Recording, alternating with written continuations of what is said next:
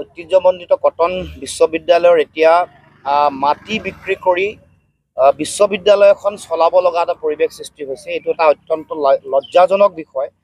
য'ত মুখ্যমন্ত্ৰীয়ে নিজে পঢ়িছিল উত্তৰ পূৰ্বাঞ্চলৰ উচ্চ শিক্ষাৰ বাটকটীয়া কটন মহাবিদ্যালয়, যিখন এখন ৰাজ্যিক বিশ্ববিদ্যালয়ৰ আইন আনি তেওঁলোকে ইতিমধ্যে বিশ্ববিদ্যালয় কৰিলে। বিশ্ববিদ্যালয় কৰাৰ সময়তে ৰাইজে সকলোৱে কৈছিল যে এখন বিশ্ববিদ্যালয় গঢ়ি তুলিবলৈ এটা সঠিক শক্তিশালী পৰিকল্পনাৰ দৰকাৰ,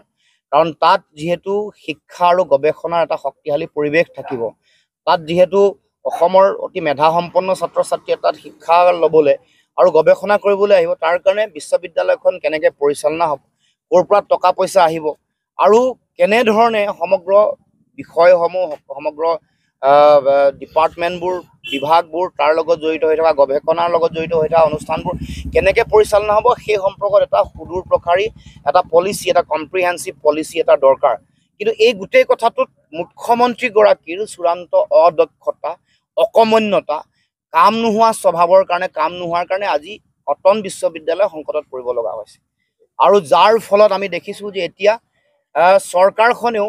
জোৰ কৰি মানে বিশ্ববিদ্যালয় পৰিচালনা কৰিবলৈ চলাবৰ কাৰণে, ৰাজহ সংগ্ৰহ কৰিবৰ কাৰণে যিকোনো পন্থা অৱলম্বন কৰিবলৈ বিশ্ববিদ্যালয় কৰ্তৃপক্ষক বাধ্য কৰিছে। যি সময়ত চৰকাৰখন ঋণগ্ৰস্ত, যি সময়ত চৰকাৰে বিশ্ববিদ্যালয়লৈ তেওঁলোকে ধন আবণ্টন দিব লাগে, ধন আবণ্টন দিব নোৱাৰি তেওঁলোকে এতিয়া বিশ্ববিদ্যালয়খনক এনেকৈ তেওঁলোকৰ মাটি বিক্ৰী কৰিব লগা এটা পৰিৱেশলৈ ঠেলি দিছে। এই গোটেই কথাটোৰ নৈতিক দায়িত্ব অসমৰ মুখ্যমন্ত্ৰীয়ে গ্ৰহণ কৰিব লাগে আৰু অসমৰ ৰাইজৰ আগত স্বীকাৰ কৰিব লাগে যে তেওঁৰ দুৰ্বলতা, অদক্ষতা, অক্ষমতাৰ কাৰণে আজি কটন বিশ্ববিদ্যালয় এই অৱস্থা পাব লগা হৈছে।